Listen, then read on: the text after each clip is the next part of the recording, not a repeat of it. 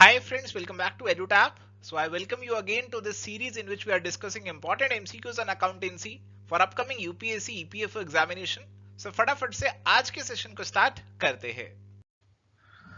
So friends, in the EPFO EO 2021 examination, 116 selections were from EduTap and we are again ready for the upcoming APFC and EO examination. And are you guys ready for the same? Do let me know in the comment section. So let's start by taking a look at the homework question. So homework question हमारे पास है which of the following errors will affect the trial balance. तो trial balance को कौन से error affect करेंगे और यहाँ पे प्यारे दोस्तों जो correct answer बनने वाला है that is going to be option number B. क्योंकि ऑप्शन नंबर बी में आपने जो परचेज जनरल का जो टोटल है उसे 1000 से यहाँ पे कम किया है. So this is going to affect only one side of the trial balance. बाकी दोनों जो एंट्रीज है उसमें दोनों साइड पे इफेक्ट आ रहा है, but this is only going to effect one side and ultimately debit और क्रेडिट मैच नहीं होगा and the trial balance is not going to tally. So option B is going to be the correct answer. चलो let's start with the first question for today. Rent due for the month of March will appear dash in the cash book.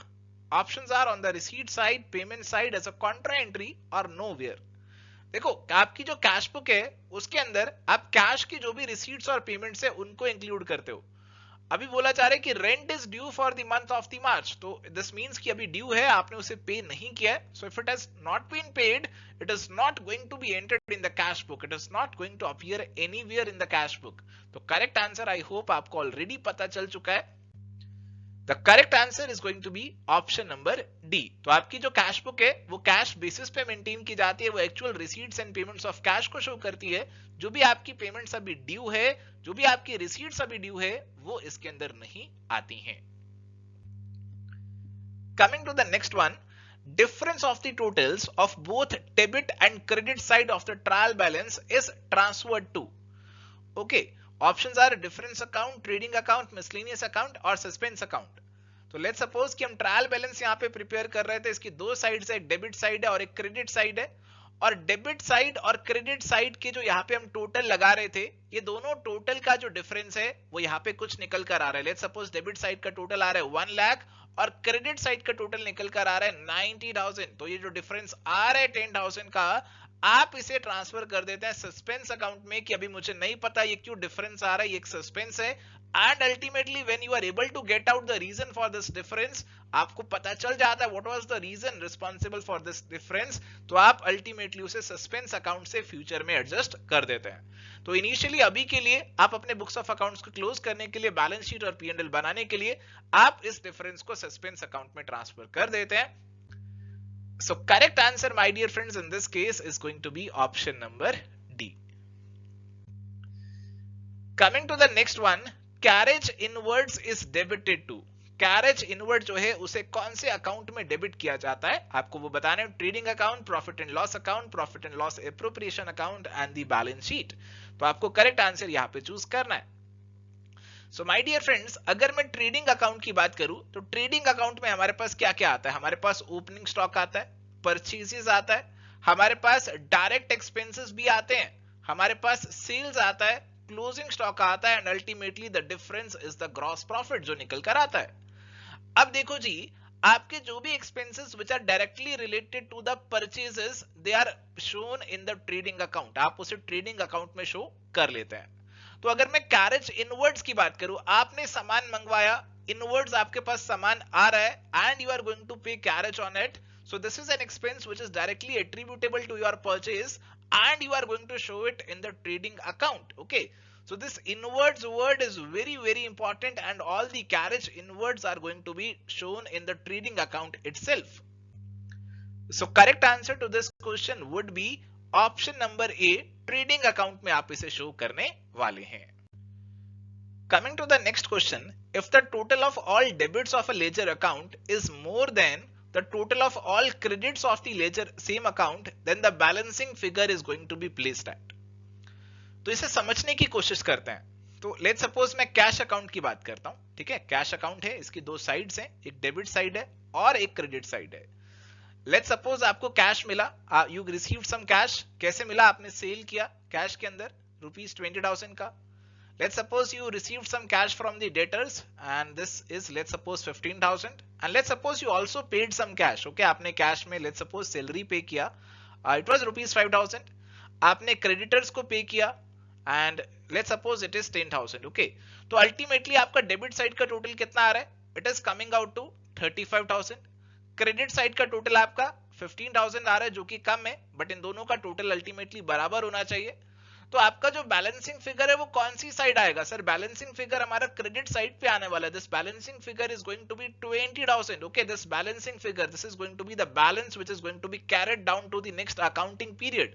The balancing figure is going to be shown on what side? It is being shown on the credit side. तो अगर आपका debit side ज्यादा है, credit side कम है, the balancing figure is going to appear on the credit side, so that's why the correct answer is going to be, it is going to be option number B. Option B as discussed is going to be the correct answer. Coming to the next question, a very easy one. The cost of a small calculator is accounted as an expense and not shown as an asset in the financial statements of an entity due to which accounting concept? Materiality, matching, periodicity और conservatism. तो ध्यान से सोचिए कि क्या answer होना चाहिए इस क्वेश्चन का. अब देखो जी, हमारे पास दो कंसेप्ट हैं. एक कंसेप्ट है फुल डिस्क्लोजर कंसेप्ट. ये आपको कहते हैं कि आपको हर चीज, छोटी से छोटी चीज अपनी बुक्स ऑफ अकाउंट्स में दिखानी चाहिए. But we have a modifying principle जो कि इस प्रिंसिपल को थोड़ा सा मॉडिफाई करता है, and this is the materiality principle, materiality concept. Okay, तो मटीरियलिटी कंसेप्ट आपको कहता है कि all the material things should be shown in the financial statement. आपके पास जो छोटी छोटी चीजें हैं आप उनको क्लब करके एक हेड में शो कर सकते हैं. तो if you have multiple items of stationery, pen, pencil, sharpener, you should not show them separately, should instead show all these items as a part of the stationery account itself. And if you have a small calculator जिसके लिए आपने बहुत ही थोड़ा सा amount spend किया था, तो आप उसे भी स्टेशनरी के साथ ही क्लब कर सकते हैं. You need not show it as separately. आपको उसे एसेट भी शो करने की जरूरत नहीं है क्योंकि एक बहुत ही छोटा सा अमाउंट है. लॉन्ग रन में आपको बेनिफिट दे सकता है, बट अमाउंट बहुत ही छोटा है. This is not a material amount. तो आप इसे अलग से बैलेंस शीट में मत शो कीजिए, आप इसे डायरेक्टली अपने प्रॉफिट एंड लॉस अकाउंट में डाल के खत्म कर दीजिए. कोई ज्यादा बड़ा अमाउंट नहीं है. This is not a material item. तो this is as per the materiality concept. So correct answer is going to be option number A, materiality concept. तो बहुत सी चीजें हम खरीदते रहते हैं. एक पेन खरीद रहे हैं, एक पेन हमारा हो सकता है 2 साल चल जाए, बट हम उसे P&L अकाउंट में डाल देते हैं क्योंकि बहुत ही छोटा सा अमाउंट है और एक पेन को अपनी बैलेंस शीट में एसेट दिखाना सही नहीं लगेगा. कई बार हम ढेर सारे पेन्स अगर खरीद कर ला रहे हैं, बहुत सारे स्टेशनरी का सामान खरीद कर लाने हैं, तो कुछ सामान को P&L में डाल देते हैं और कुछ सामान को अपनी बैलेंस शीट में एसेट शो कर देते हैं. सो मटीरियलिटी कंसेप्ट आपको यहाँ पे ऐसा करने की फ्लेक्सिबिलिटी प्रोवाइड करता है. And my dear friends, if you are enjoying the today's session, you are learning some new things, don't forget to subscribe our YouTube channel as well. Coming to the next one, which of the following is correct? Options are capital is equal to assets plus liabilities, assets is equal to liabilities minus capital, liabilities is equal to capital plus assets, or capital is equal to assets minus liabilities. Okay, so this is the basic accounting equation, the basic balance sheet equation. Assets, capital and the liabilities, this is what the equation says कि assets is equal to capital plus liabilities. तो अगर आपको capital निकालना है तो capital is going to be assets minus liabilities. तो correct answer यहाँ पे बनने वाला है option number D का. So option D, my dear friends, is going to be the correct answer.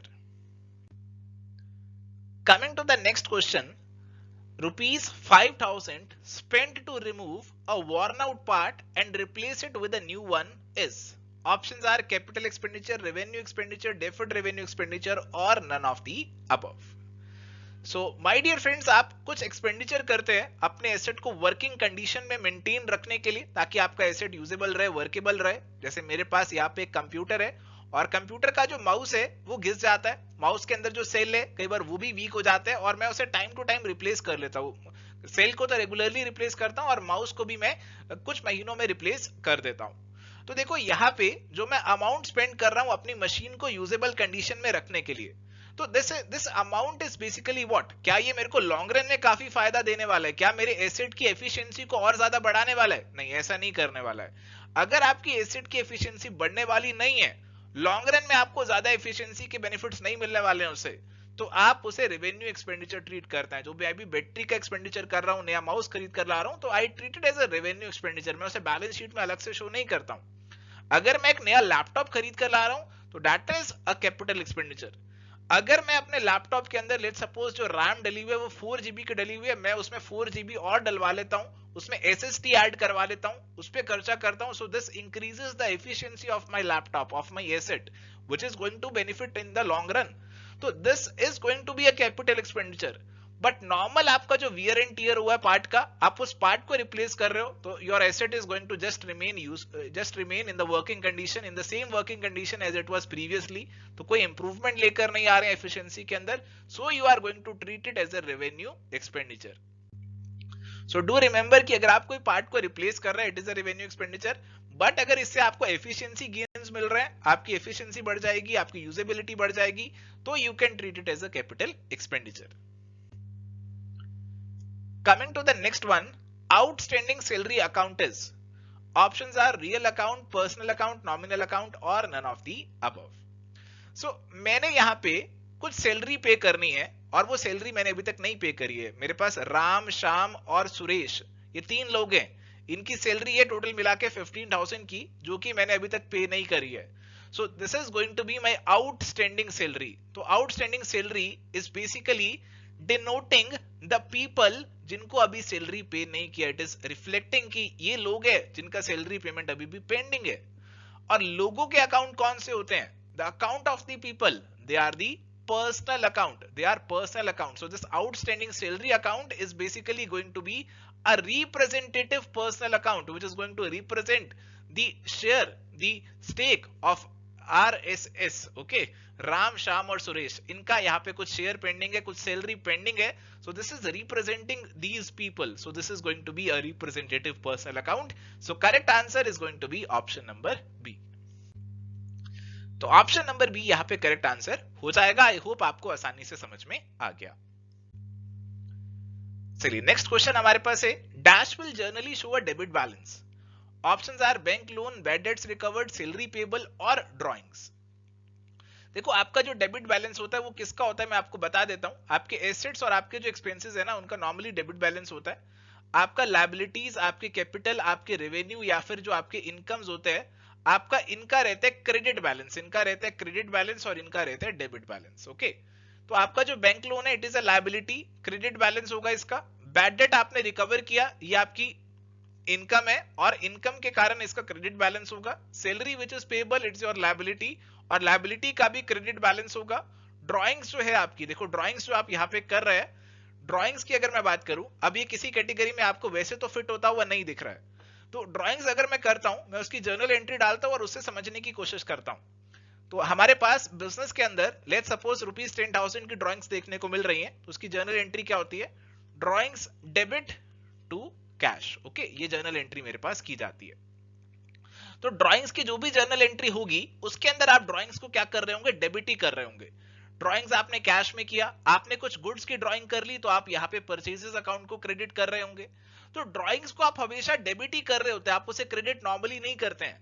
Credit आप तभी करते हैं जब आप इस ड्राइंग्स को कैपिटल अकाउंट में अल्टीमेटली ट्रांसफर कर देते हैं। सो ड्राइंग्स का हमारे पास जो बैलेंस रहता है it is normally a debit balance.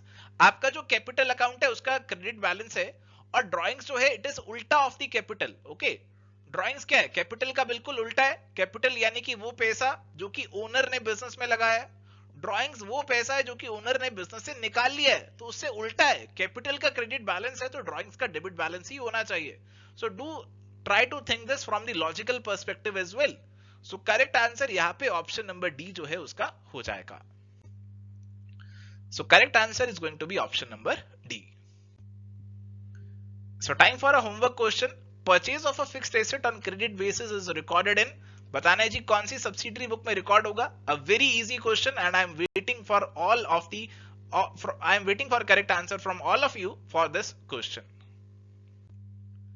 And my dear friends, if you are preparing for upcoming UPSC EPF examination, we have multiple courses for this exam and the aim is to ensure your success. And if you want to know more about these courses, you can call us or you can mail us at hello@edutab.co.in. सो आज के लिए इतना ही। आई hope आपको जो questions discuss किए वो समझ में आए। Thank you, bye bye, take care and all the best.